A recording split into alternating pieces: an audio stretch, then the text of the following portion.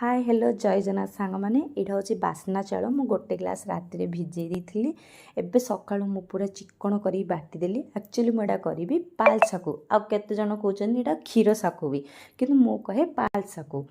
तो नड़िया भांगीदेली नड़िया भांगी पूरा मैंने लेयर पूरा काटदेली एवं मु पूरा टिक टिक टिक टिक कर पूरा काटिदेली।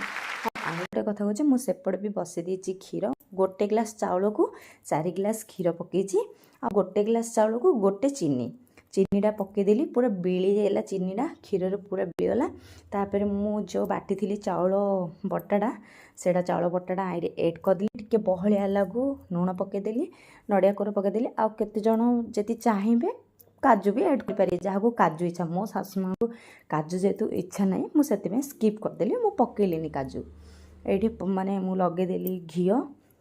हाँ आउ गोटे कथा आपण किमिति जानबे पिंडीटा हैला बोली पिंडीटे टिके हाथटा टिके धोईदेवे धोईकी पिंडीटा टिके छपेबे जति आपण हाथ रे जति पिंडीटा लागिलानी बेले जानिए जे पिंडी पूरा रेडी आपणर। तो मुझे मोटा लेयर नहीं जहाँ पतला लेयर इच्छा सी पतला लेयर रखिबो और जहाँ मोटा लेयर इच्छा से मोटा लेयर मत एक्चुअली पाल साकूटा मोटा लेयर ही इच्छा।